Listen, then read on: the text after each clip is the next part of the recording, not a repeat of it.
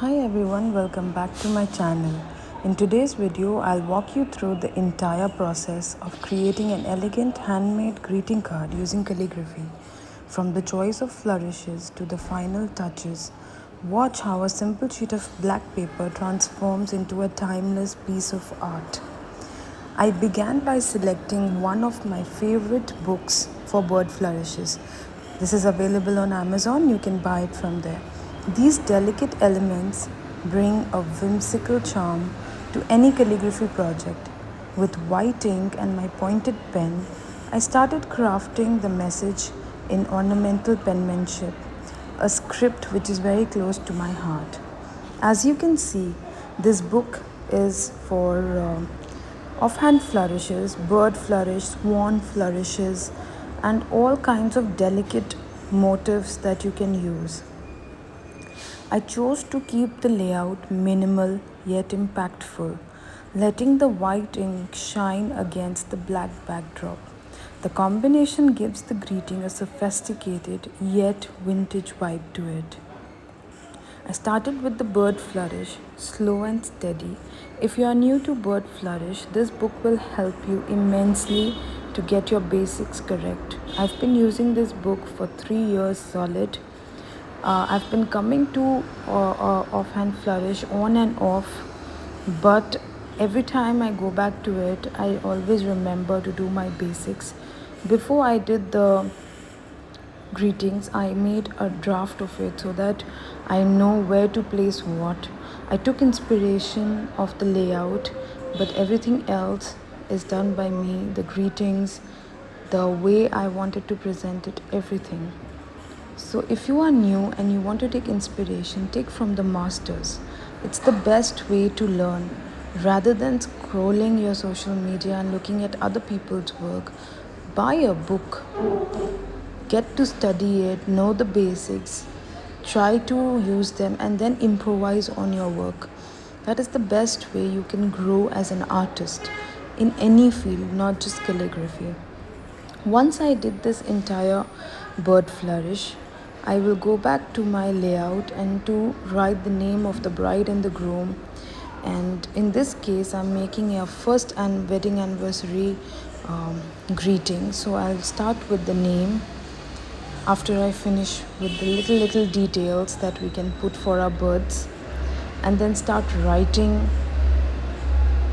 the wishes that we want to write for them.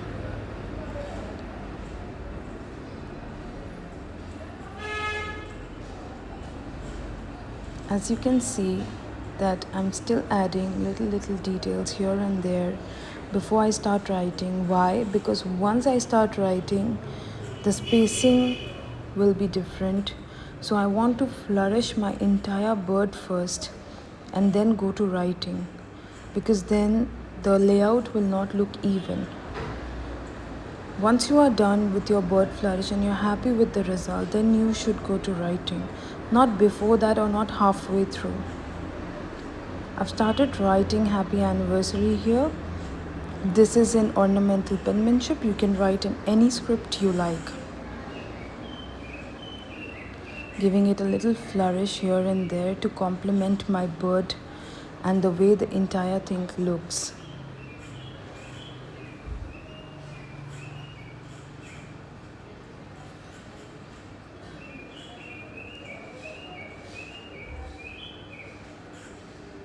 As you can see, that complementing your flourishes will always prove helpful in layout designing. If you are new and new in the sense that if you're 6 months into calligraphy or 1 year into calligraphy and your basic letter forms are solid, then you can experiment with your flourishing. And if you're not sure, I have courses on copperplate flourishing which you can use in different scripts. Once you get your flourishing basics correct, you can use it in any form you like. Comment flourish below if you want to know the details of the workshop. Writing the bride and the groom's name now in ornamental penmanship. If you notice, I have not made any lines here because I am used to writing without lines. I try to keep my hand as steady as possible so that my letters don't go up and down. They are in a straight line.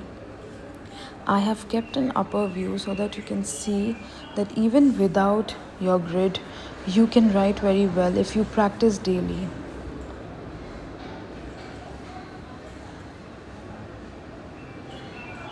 Choose your favorite quote that you want to write in your greetings. If you're giving it to a friend, you're giving it to a family, you're doing it a commission work. Anyways, choose it, keep it aside, do the drafts, make sure you know your flourishes, and then come back to layout.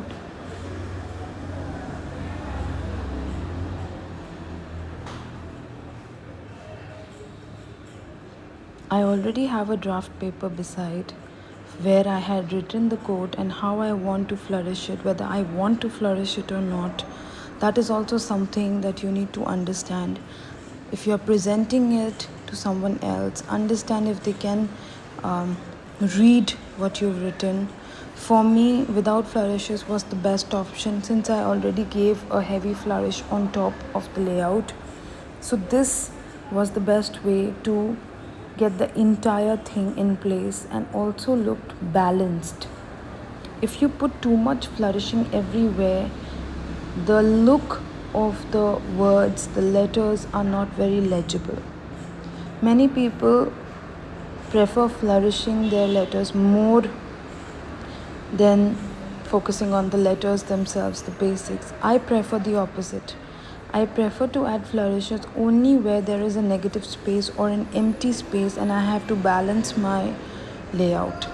Otherwise, I do not add unnecessarily until and unless people say that, okay, we want a heavily flourished piece, or you should have this kind of flourish or this specific thing we want in our layout. Only then. Otherwise, if I'm giving the choice like I was given here, I prefer doing it in the minimalist way possible for the words to come out, for the readability, the legibility to be there. As artists, your main focus should be that your art comes across to someone who's not from the field, to someone who does not know the ABC of your craft, but can still look at it and say, wow, you've done a great job. So that's the ultimate goal for me, and I work towards it every single day. As I near the end, I gently add the final flourishes. There will be motifs, flourishes which will complement the bird flourish that I did on top. The card will now be complete with elegance and intention in every detail. I chose to keep the layout minimal. As you can see, black and white are classic combinations. You can experiment with paper and ink. If you want me to make a video on that, I can also do that. We've tried so many paper and ink combinations over these years that I can definitely give you a good idea as to what color goes with what. That is something that as an artist you need to experiment. You need to know that if a client comes to you and they ask for a specific combination, you can say whether it is viable or not, it will look good or not. That is up to you. So before you go to commission work, do your due diligence, do everything, every trial and error that you see on the social media. Any color combination you like, try it, see whether it works for you or not. Keep samples. That way you will spend less time when work comes to you, and you'll be ready with whatever details you need to add. After putting the background and the details, I'm adding little details here and there for the flourishes to complement my bird flourish. If you enjoyed watching this process and want to learn more about calligraphy, flourishes and handmade greetings, don't forget to like, subscribe and turn on the notification bell. I'll be sharing more tutorials, inspirations and tips every week. Thank you for joining me. Before I go, If you want to practice with me, you can leave the comment below practice and I can share my WhatsApp group with you. We can all practice and grow together as an artist.